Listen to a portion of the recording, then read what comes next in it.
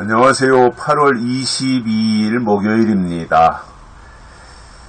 오늘은 로마서 8장 3절과 4절입니다.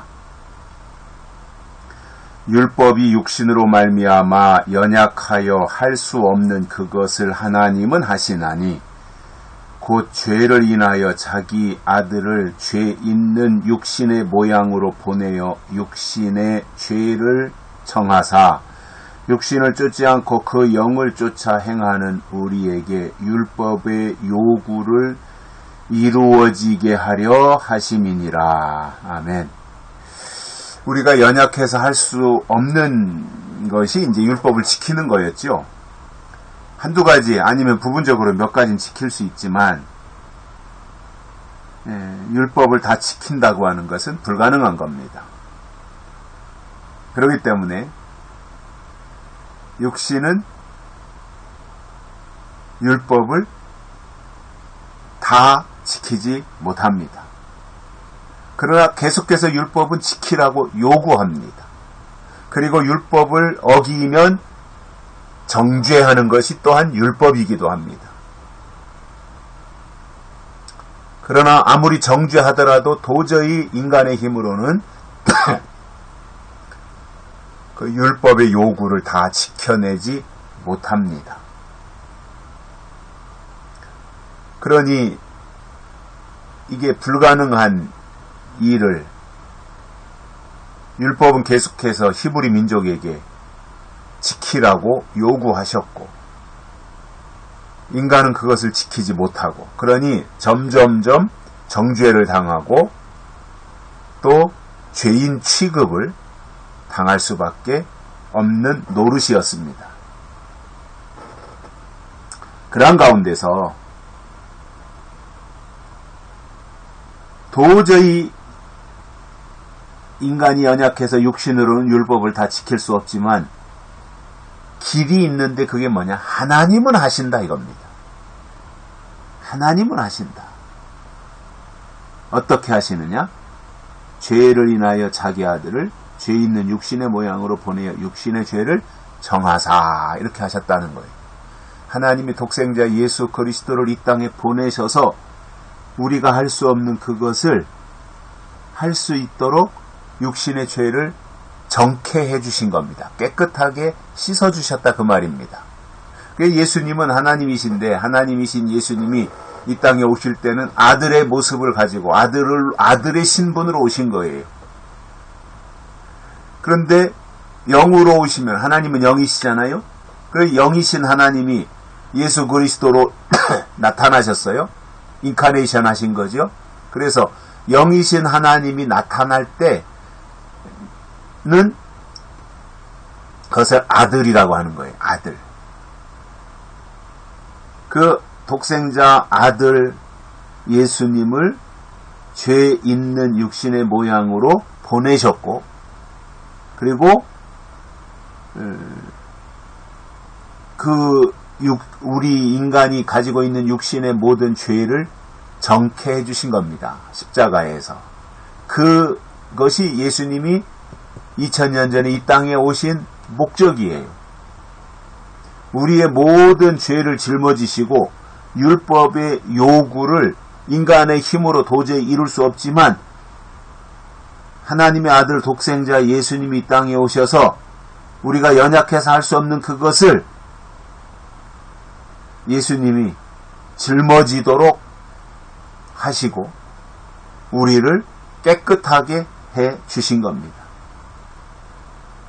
이게 하나님이 우리를 위해서 해주신 놀라운 일입니다. 엄청난 일입니다. 아마 예수님이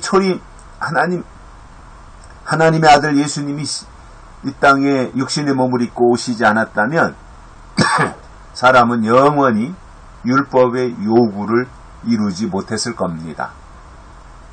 인간이 어떻게 그 율법을 다 지켜내요? 어림도 없는 거잖아요. 그런데 그것을 하나님이 아시고 율법으로는 우리가 다 깨끗함을 받을 수 없으니 예수님을 보내셔서 십자가에서 우리의 모든 죄의 짐을 대신 짊어지고 돌아가셨다 이겁니다. 그러면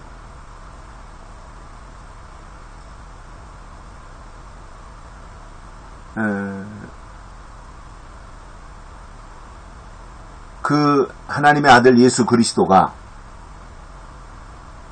이 땅에 우리의 죄의 문제를 해결하기 위해서 오셨는데 그 이유가 뭐냐는 거죠. 오신 이유, 예수님이 오신 이유를 바울이 로마서 8장에서 설명하는 거예요. 이거는 육신을 쫓지 않고 그 영을 쫓아 행하는 우리에게 율법의 요구를 이루어지게 하려 하심이니라. 그래서 하나님이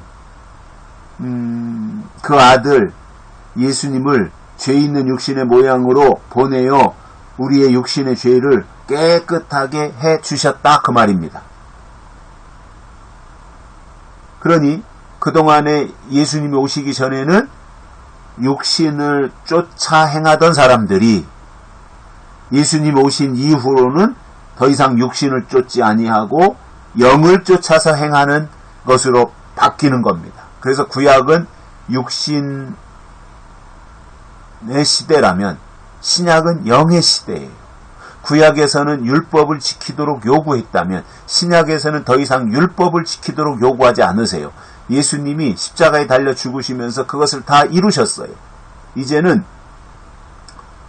율법을 지키라는 것이 아니라 하나님이 주신 복음으로 은혜 안으로 들어오라는 거예요. 율법을 지키려고 애써봐야 죄인의 틀에서 벗어나지 못하니 더 이상 율법 지키려고 하지 말고 하나님이 독생자 예수님을 보내셔서 이루어 놓으신 은혜의 영역으로 들어와라 이거예요. 그래서 더 이상 육신을 쫓아가지 않고 영을 쫓아 행하는 우리에게 율법의 요구를 이루어지게 해 주신 겁니다. 놀라운 일이잖아요. 하나님이 그 일을 예수님을 통해서 다 해주신 거예요. 그래서 예수 안에 있으면 정죄함이 없다 그랬어요. 왜냐? 그게 하나님의 작정이었으니까요. 예수님을 통해서 그 모든 육신의 죄를 정케 해주어 깨끗하게 해주셨으니 더 이상 율법이 정죄하지 못한다는 겁니다.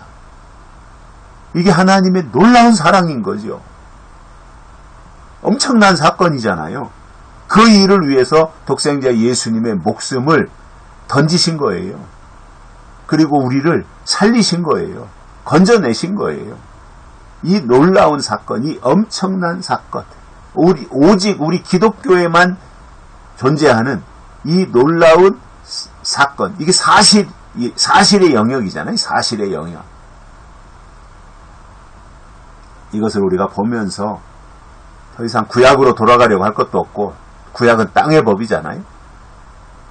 그리고 율법을 지키려고 할 것도 없고, 2000년 전에 이미 예수님이 이 땅에 오셔서 율법의 모든 요구를 다 이루시고 새로운 시대, 새로운 법을 주셨잖아요. 은혜라고 하는 것. 그리고 더 나아가서 앞으로 예수님이 다시 오실 때가 되면 또 새로운 법을 주시는데 그때는 진리라고 하는 것으로 새로운 법을 주시고 새로운 시대를 열어주실 거예요. 그렇다면 우리가 점점점 우리는 육신을 쫓을 것이 아니라 영을 쫓는 신앙생활을 하자 이겁니다. 그 영의 단계가 점점점 높아져서 계시록의 단계까지 갈 수 있는 그 영적 높이, 영적 수준을 갖추는 것이 하나님이 원하시는 일이고 바울이 그러한 부분들을 로마서 8장에서도 설명해주고 있는 것입니다. 여기까지 하겠습니다. 고맙습니다.